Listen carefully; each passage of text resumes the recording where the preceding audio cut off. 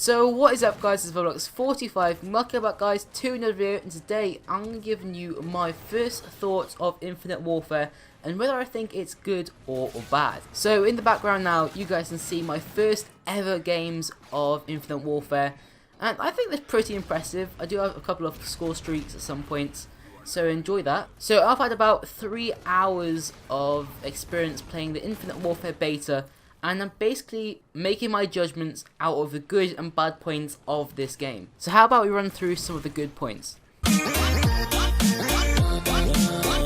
So my first good point is the originality of the game. There are a few things which we have never seen in any other Call of Duty. So there are a few things such as the bouncing bullets off walls. So if you guys didn't know, the Warfighter rig actually has a weapon called the Claw, where the bullets bounce off the walls and can kill enemies. There are also some minor new things like this motion sensor tactical thing, where it shows you the direction of enemies nearby. Also there are quite a few new perks, like the one where it highlights enemies when you shoot them. Also when an enemy has a UAV up, you have a UAV at the start and at the end of their UAV.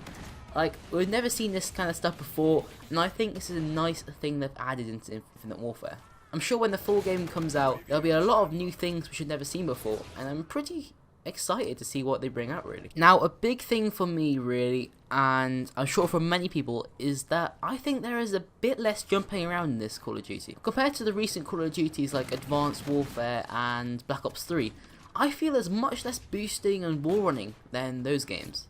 I don't know, I just feel like people are sticking to the ground much more, and it's a bit more focused on the accuracy like it used to be. However, this could be just because people are still getting used to new maps and all that, and they don't want to go too crazy. But I really hope it stays like this, and the game is focused more about accuracy and positioning, not about how fast you can move and how well you can wall run. So my last good point which I've thought of is weapon balancing, and I found that no one really uses any specific guns. I think it's all quite varied, and I just use whatever I feel like, which is pretty good. We haven't really seen this in the old Call of Duties.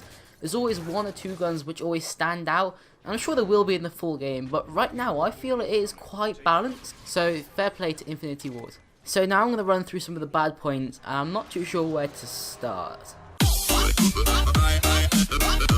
So first off, I think Infinite Warfare is a bit too much like Black Ops 3. I just feel like the movement and everything in the game is just very similar to how Black Ops 3 works. Therefore, I think people might find it quite boring after a while. The boosting and the sliding, all that, feels exactly the same. There is no difference whatsoever, I think. The maps also feel very similar for some reason, and I don't know, I think people will get quite bored quite soon. Like, after playing my first 30 minutes of Infinite Warfare, I couldn't join another game, but I wasn't too fussed. I just went straight on to Overwatch and had much more fun on there. I don't know, it could be just me, but it just doesn't feel that fun. So my next point is the score streaks are shit. I've used quite a few score streaks, and I'm not gonna lie, the best score streak I think is the UAV. The Warden, I think it's called, which cost you 11 kills, got me 1 assist.